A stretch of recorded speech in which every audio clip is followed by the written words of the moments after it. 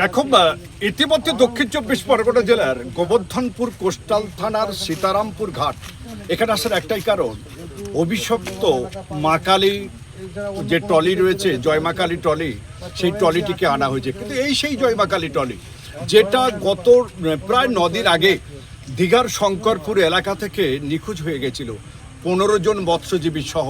আর শেষ পরিণতি কি ঘটেছে একদম পরিষ্কার। আমরা ট্রলারে ছিলাম। সুন্দরবন বিষয়ক উন্নয়ন মন্ত্রী দীপঙ্কর জানা থেকে আরম্ভ করে সুন্দরবন পুলিশ জেলার এসপি, এসডিপিও থেকে আরম্ভ করে বন দপ্তর থেকে, এবং এই যে জায়গায় দাঁড়িয়ে আছে গোবর্ধনপুর কোস্টাল থানার ওসি এবং পুলিশ আধিকারিকরা সবাই থেকে সেই মর্মান্তিক দৃশ্য দেখলেন। আর সেই মর্মান্তিক দৃশ্য এমন একটি দৃশ্য, গত সকাল থেকে ট্রলারটিকে টানতে টানতে আনা হলো এই ঘাটে।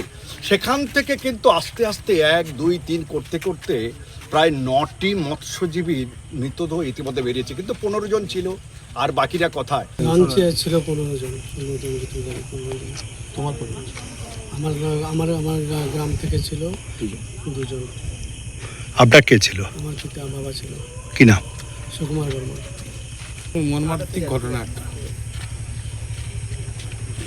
দীঘা শঙ্করপুরে এই ট্রলারটা নিখোঁজ হয়েছিল, যেটা আজকে আমরা উদ্ধার করতে পেরেছি। আমাদের এখানে প্রশাসন, সুন্দরবন পুলিশ ডিস্ট্রিক্টের এসপি নিজে ছিলেন এখানে আজকে, এবং এসডিপিও ছিলেন, এখানকার কোস্টাল থানার ওসি এবং কোস্টাল থানার প্রত্যেক আধিকারিক বৃন্দরা এখন পর্যন্ত উদ্ধার কাজ চলছে।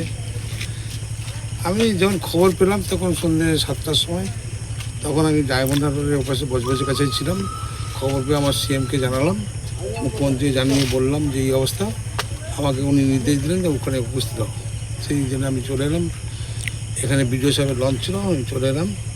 এসে দেখলাম বডির উদ্ধার কাজ চলছে, এসপি সাহেব আছেন।